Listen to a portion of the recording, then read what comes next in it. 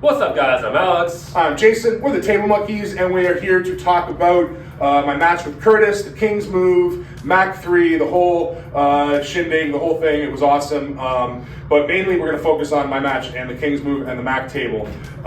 So, real quick, we don't have a full Mac table yet. We're getting one, but until we do, we have a Mac center pad that we have on this Freedom table.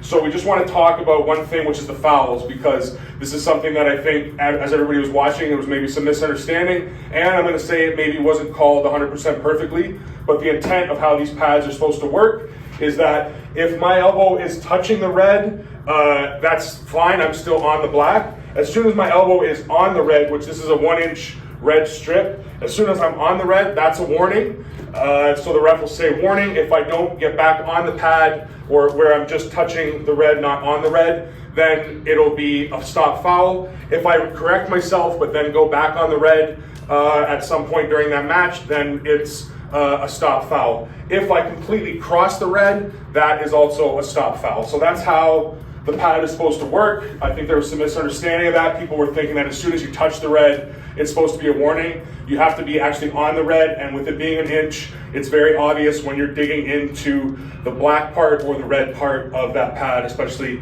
as you're reffing and watching and you're right there. So yeah. And obviously there's, like, it's not going to get called 100% perfectly. There's it's hard in a real live scenario to call perfectly as a ref. But the intent of this system is to keep the match going as long as possible, because that's what people want to see. Yes, exactly. We want people to get a chance to fight, let them fight for the win, and we want the wins to end with pins, which is another thing on the Mac table that affects the King's Move, is that the pin from the pad to the top of the pin is actually 3 inches, where on a WAF table it's only 2 inches. So the pin is actually an inch higher. So being able to lock out a King's Move on a WAF table, you have a lot more, it's actually an inch deeper that you have to get it to pin it, right? So that's another reason why the King's Move is supposedly harder to do on a Mac table. The only advantage would be that you can go further back on the pad. Yeah, exactly. But they can come further forward, right? So it's very, very even and very fair, which is why we both really like the table and why we encourage it. And then, so now real quickly to talk about the match.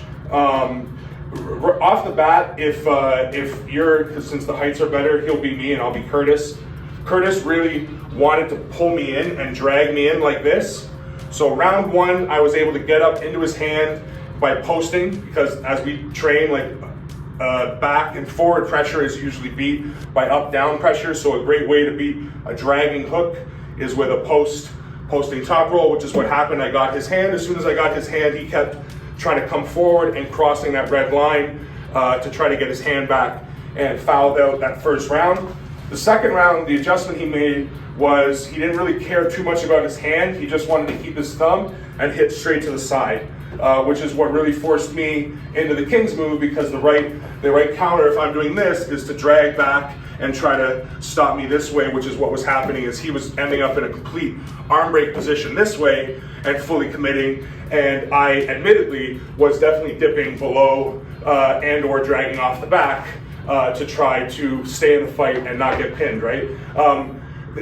Dipping down like that is not something that you practice. It's just something that ended up happening, and it is not in the rule book for Mac, so I wasn't worried about getting called. The coming off the back of the pad, that I wasn't trying not to do until until round 4, where I had 2 pins and 2 fouls. Then that round where he's really saying to Earl, he's coming off the back, he's off the back, and I was like, no, he's not, I'm looking right at it.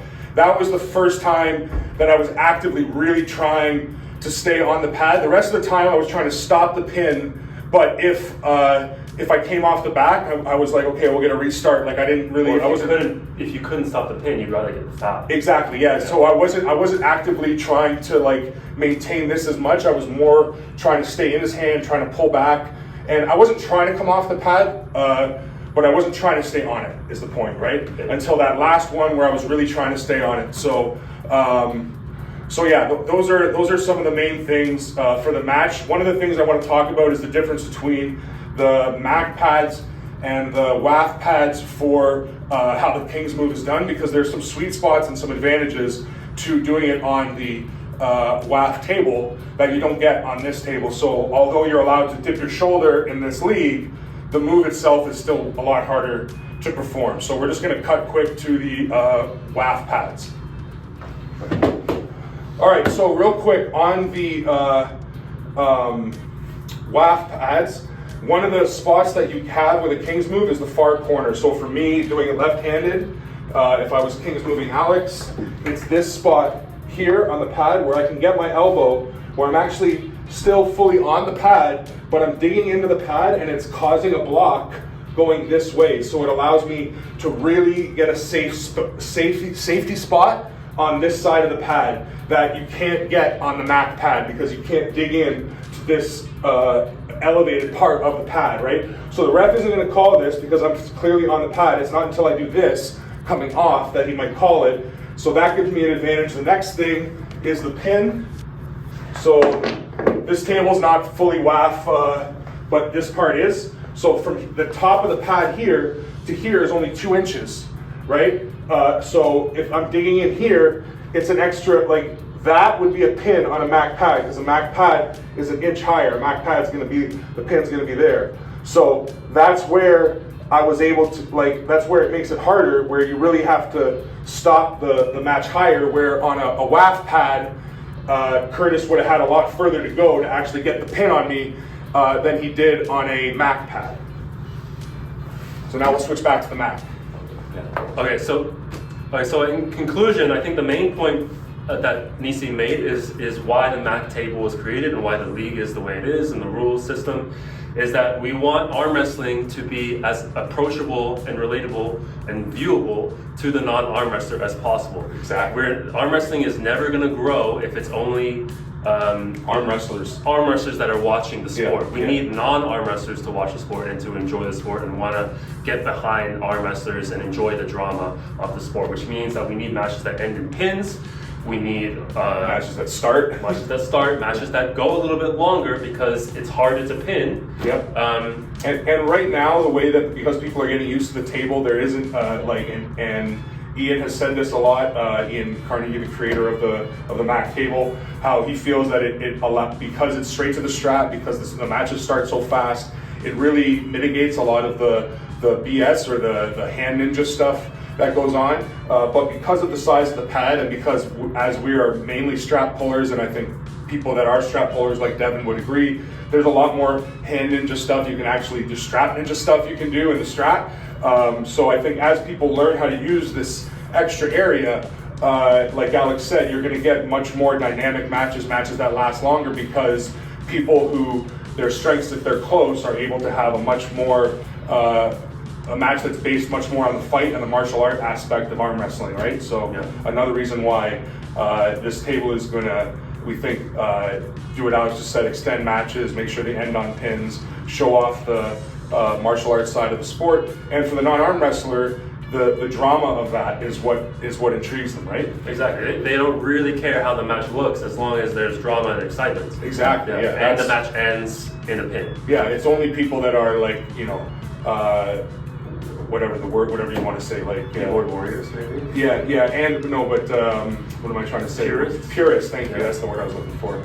People that are purists that want to see a match look a certain way. And I guess the last point is why is this more respected, where I'm fully in an arm break, fully have no hand control? Like, why is this more arm wrestling? All I'm using is my body weight and my frame. Why is that more arm wrestling than me, using this joint and risking my arm to break or my bicep to tear going this way?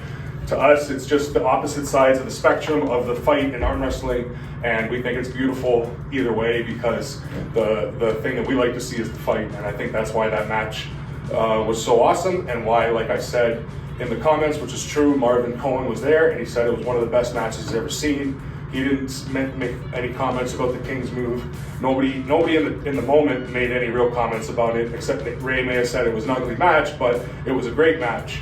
That is, again, that's a more of a purist view, which is fine, but it was a great match because it was exciting, which is the point. Exactly. Anyway. If you haven't seen the match, link down below. You can check it out and make your own opinions. If you like this video, like, comment, subscribe. All those things. And monkeys out. Peace.